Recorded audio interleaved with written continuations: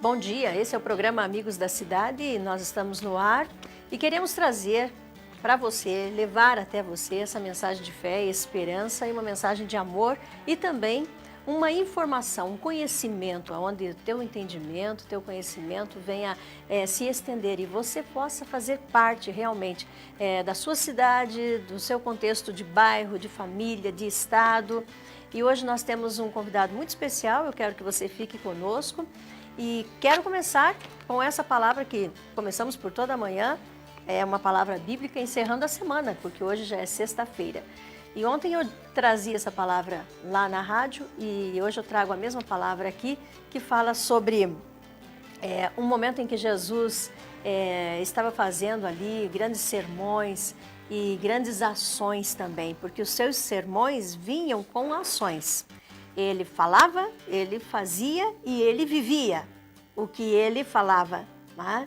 São coisas que são importantes para que nós possamos entender. Algumas pessoas só falam, mas não fazem.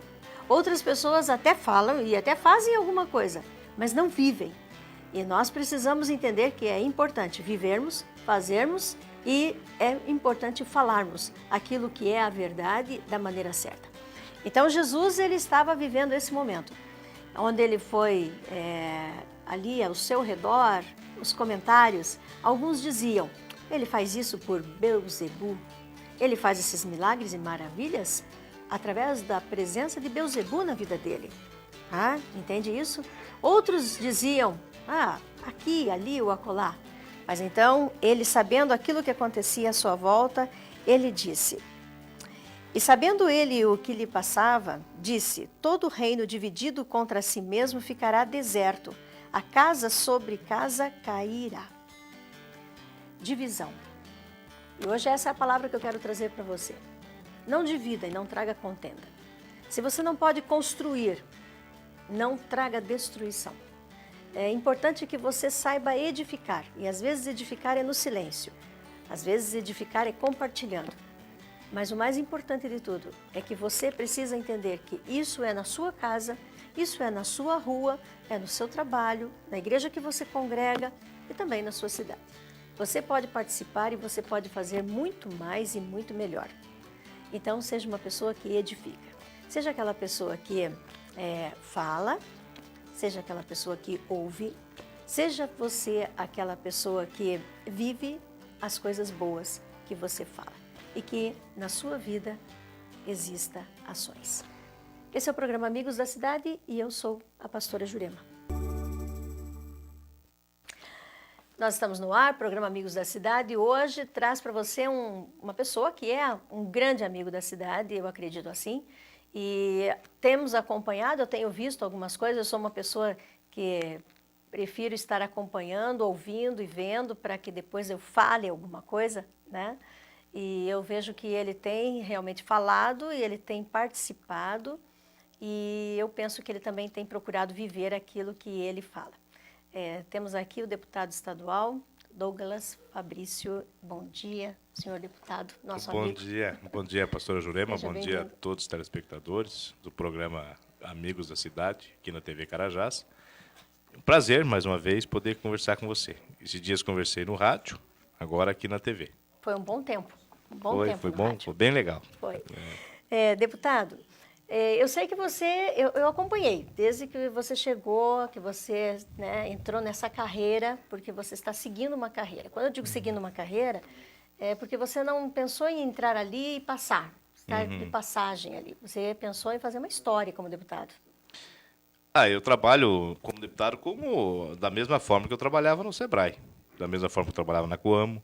E desde que eu entrei na política, eu dedico o full time, né? Eu dedico minha vida, me dedico meu tempo integral.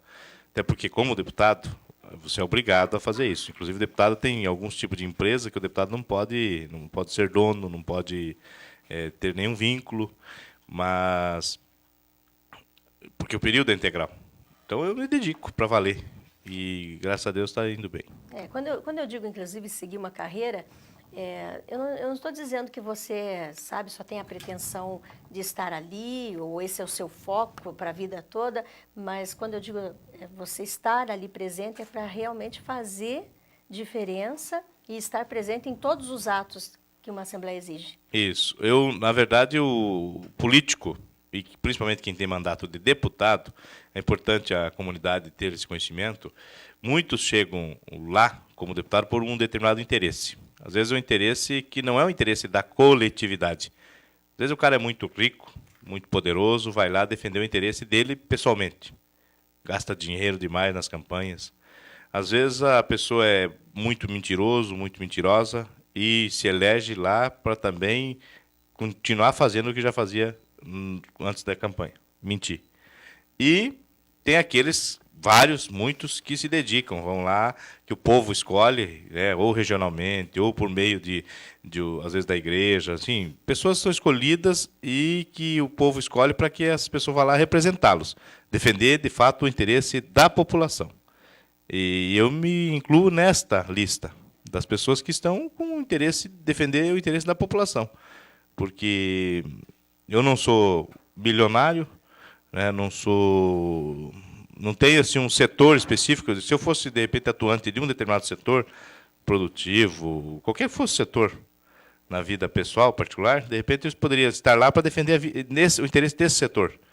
Mas não, meu interesse é o da população. Por isso que, às vezes, tem coisas que a gente até contraria alguns interesses dos poderosos. Por isso, às vezes, recebem críticas. Isso é um processo natural. Eu teria muitas coisas para falar com o nosso deputado, mas o nosso tempo é tão curto, então eu preciso me ater assim, a assuntos que são necessários que o nosso público possa estar ao par. Uhum. E nós vamos para a Santa Casa. Vamos sair daqui, vamos até a Santa Casa. Tá bom. Mas, na sua opinião, você é a favor da estadualização da Santa Casa? Eu sou a favor. E por quê? Eu sou a favor por entender que a saúde é uma responsabilidade pública. Para cuidar da saúde da população, não pode deixar sem ter a mão do governo. Tanto que tem leis para isso. Tem leis exigindo que determinados governos investam dinheiro não na Santa Casa, mas na saúde. O governo estadual tem a obrigação de investir um determinado percentual, que chega a 12% do orçamento. O governo municipal tem a obrigação de investir 15%, no mínimo, do orçamento na saúde. E o governo federal, numa lei que foi discutida e aprovada no Congresso, lá na lei estava escrito que o governo federal tinha que investir 10% na saúde, do orçamento federal. A Dilma vetou este item do 10% obrigando o governo federal, que, na minha opinião, é um erro, porque lá no governo federal é onde tem mais dinheiro. O orçamento maior é lá. Então, se investir 10% daquele orçamento na saúde, significa dizer que teríamos mais bilhões e bilhões de reais para atender o povo na área da saúde. Quando falo de estadualizar uma Santa Casa, nós estamos dizendo de ter um hospital regional público, totalmente público. Daí o funcionário, para entrar lá, teria que fazer concurso, tanto o médico quanto o enfermeiro, o atendente, enfim. O gerenciamento seria por parte do governo do Estado. E atenderia exclusivamente o SUS. Então, seria um hospital para o povo. Eu entendo assim. Agora, tem muitas pessoas que não entendem assim e que contrariam esta ideia. E, por isso, o uso de artifícios para trabalhar contra. Mas também, para poder estadualizar uma Santa Casa, como é o caso aqui, ela demanda de muito investimento público, dinheiro público. Tem que ver se na programação do governo tem previsão para isso, tem possibilidade. Embora não seja estadualizada, a Santa Casa de Campo Mourão tem recebido uma parceria grande do governo. Se somar o dinheiro público que foi investido aqui ao longo dos anos, e não só deste governo, de governos anteriores também, são milhões e milhões de reais. Mas neste atual governo, o Beto Richa, só para construir 2 novos hospitais com dinheiro público, está gastando quase 10 milhões de reais, contando com a rodovia, que ele alargou a rodovia para poder melhorar o acesso até chegar lá. Ainda faltam investimentos, ainda não começou a funcionar, aumentar o número de leitos, vai aumentar em mais 100 leitos quando tiver tudo isso pronto. Eu espero que até o final do ano deste ano, né, consiga estar pronto. Mas já tem dinheiro público. Agora, estadualizar significa dizer é o Estado que é o gerente, é o Estado que manda, certo? Aí talvez tivéssemos problemas, mas talvez não tivéssemos tantos problemas como hoje nós vemos. Porque quando se fala de estadualizar, você está falando, o deputado vai fiscalizar. O deputado tem poder de pegar e fiscalizar. Hoje, eu posso cobrar, mas eu não tenho poder, por isso que eu não me envolvo internamente lá na Santa Casa. Eu me envolvo externamente, que é buscar recursos, que é trabalhar para dizer que a Santa Casa é importante e etc. Cobro o secretário, cobro o governo, tudo, faço o meu papel. Mas se fosse estadualizado, eu teria mais força para ajudar. Esse é o meu pensamento. Estadualizando a Santa Casa, nós não teríamos só um hospital regional, nós teríamos um hospital do Estado. E isso não significa que nós teríamos que receber pessoas do Estado todo, mesmo esteja lá em Cascavel, lá Claro. em Foz do Iguaçu, e que precise, temos a vaga aqui disponível naquele momento, vai ter que vir para cá? Exatamente. Aí é um hospital do Estado. Aí o contribuinte lá de Francisco Beltrão, paga imposto, também tem o direito. Embora hoje também tenha o direito. Hoje também tem. Mas até porque tem uma central de leitos, que é um processo informatizado, que eles sabem no Paraná todo onde tem o leito disponível. De repente não tem em determinada cidade, pode atender em outra cidade, pelo programa, pelo SUS. Mas estadualizado, aí fica ainda mais esse processo aberto. Então é para atender não só a região. Claro que o foco é a região, mas é para atender o estado todo. Os governos relutam em fazer isso por causa do custo, do investimento. Né? Todo mês tem que pagar o salário dos funcionários e o governo tem que pagar. Então, por isso que eles relutam. Mas já existem alguns hospitais que o governo construiu. Não que estadualizou determinados hospitais, mas construiu hospitais por conta dele, equipou por conta dele e colocou funcionários por conta dele. E isso o Requião andou fazendo. Embora deixou pela metade, o Beto Richa teve que terminar. Mas ele, Requião, não previu aqui para a nossa região isso. Se ele tivesse lá atrás previsto, o Beto Richa teria que dar continuidade, terminar. E nós teríamos ganhado um hospital público. Isso não aconteceu. E o Beto Richa, pelo que eu sei, também não tem esse interesse. Embora eu já cobrei, já coloquei, já falei. Mas uma das entidades próprias que eu primeiro conversei sobre esse assunto foi a própria Santa Casa. E a direção da Santa Casa, que são quem comandam lá, não aceitam isso. Trabalham contra. Não querem que estadualize. Então, por isso, aí até o meu trabalho fica mais limitado também, né? Sim. Porque eu quero que você saia dessa cadeira, dando um exemplo. Mas você não quer sair dessa cadeira, que poder eu tenho para tirar você dessa cadeira? Não. Entendeu? Eu estava vendo uma reportagem sobre o Hospital de São Paulo, Barretos, e a maneira como ele, né, tem se sustentado. E a beleza daquele hospital, a qualidade daquele hospital, do atendimento, não conheço, nunca estive lá. Né? Pela reportagem pude ver algumas coisas. E eles realmente fazem eventos, eles devem receber também recursos, né, a nível nacional, estadual e municipal, com certeza. E é hospital público? Ou não? Ele não é um hospital público. Ele foi um empresário, idealizou, sonhou, né, e realizou. E hoje o filho desse empresário, administra isso. Que administra. Tá? Então a gente pode perceber a qualidade. Minha preocupação é, se o Estado ele priorizar realmente a qualidade, não só o fato de ter um hospital, porque ter um hospital, eu penso que a exigência é muito grande financeiramente falando, com certeza. Mas não é só ter uma cama, mas é ter uma cama de qualidade. Ah, claro. Não é só ter um instrumento que vai usar no paciente, mas é ter um instrumento de alta qualidade. Então, o hospital, hoje, a exigência é essa, né? Nós, como seres humanos, precisamos disso. Sempre precisamos, mas hoje a exigência é maior. Então, não é só o fato de ter um hospital e ter ali uma cama, mas ter ela com qualidade. E lá em Barretos a gente pode perceber que isso existe. Então, pensando dessa forma, é que eu repenso também. Será que nós não temos mais condições de estarmos nos mobilizando como cidade, como região, para darmos uma qualidade melhor dentro do hospital? Olha, a cobrança que eu percebo na comunidade, conversando com lideranças, porque depois começou a surgir novamente problemas na Santa Casa, eu fui ouvir algumas lideranças. Eu venho converso só para ouvir, né? O que o pessoal tem reclamado também é pela falta de transparência nas ações da Santa Casa. Do tipo, de fato, quanto gasta, onde vai esse dinheiro, de fato o equipamento que chega lá entra mesmo na Santa Casa, ou de repente vai só a nota, ou seja, as contas da Santa Casa precisam ser abertas. Isso é uma pergunta que muitas pessoas estão fazendo, estão cobrando, porque o poder público tem investido bastante.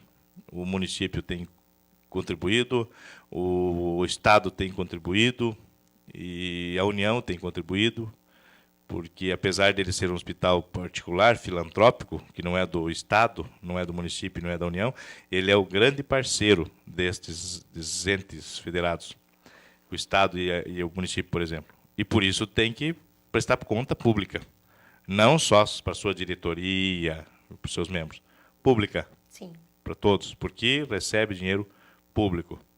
E, infelizmente, isso não vem ocorrendo. Isso é uma verdade. Claro, nós temos que também dar tempo para que a nova diretoria possa fazer as suas alterações, e etc, etc. Mas isso... E eu acredito que, trabalhando, todo mundo ajudando, vai dar certo. Acontece que tem gente que gosta só de se aparecer nesse processo, né? É só crítica, e etc, etc. E também, não é só agora que tem problema na Santa Casa. Eu, desde que trabalhava no Sebrae, isso já há 10 anos atrás, eu já ouvia crítica e reclamação e coisas da Santa Casa, que tinha problema, que ia fechar, que não sei o quê, que não sei o quê. Aliás, eu participei uma vez de um evento na Santa Casa, eu era do Sebrae, representando o Sebrae. Simbolicamente, nós fomos lá num churrasco que estávamos ajudando a Santa Casa e comprar alguns tijolos, porque estavam sendo construído mais um espaço lá. E o prefeito que discursou naquele momento, que falou sobre a importância daquele ato, foi o prefeito Armandinho, falecido Armandinho, que é lá de Mamborê. Pai do atual prefeito, lá, o Ney Calori, de Mamborê, que, aliás, entre parênteses, está fazendo um excelente trabalho lá, inclusive na área da saúde. A Santa Casa, então, ela vem tendo problemas e vem a comunidade ajudando desde que ela nasceu. Mas o dinheiro público na Santa Casa, eu diria para você que a maior parte de tudo que tem na Santa Casa foi investimento público, foi dinheiro público. Sim. Quando foi para equipar a Santa Casa, porque é bom lembrar, e que os mais experientes do que eu lembram, a Santa Casa não funcionava direito e ela era aqui na Rua Brasil, na frente do antigo cinema. Sim. Era ali um espaço chamado Santa Casa, que estava, inclusive, fechado, na época que o Rubens Bueno assumiu a prefeitura como prefeito. Eu não participava da política, eu trabalhava na Coamo nessa época, eu não acompanhava muito por dentro esse processo. Mas, olhando a história, ouvindo, conversando com as pessoas, lendo, eu aprendi isso. E de lá, daquela oportunidade, que transferiram para lá, depois o Tauílo reforçou e etc.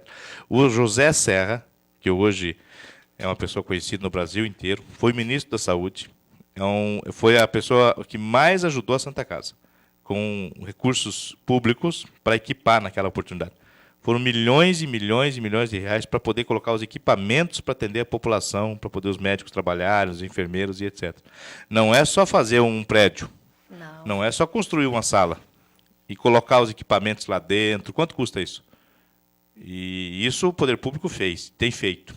Por isso que eu falo que o Beto Richa tem sim sido um grande parceiro da Santa Casa, governador. Nós temos cobrado isso desde o início. Inclusive, eu o convidei e ele veio pessoalmente ali na Santa Casa. Na época, claro que daí coincidiu com a época que era a época de campanha eleitoral, as pessoas confundiram um pouco. Mas não é só para a campanha eleitoral, ele veio ali para ver a realidade da Santa Casa.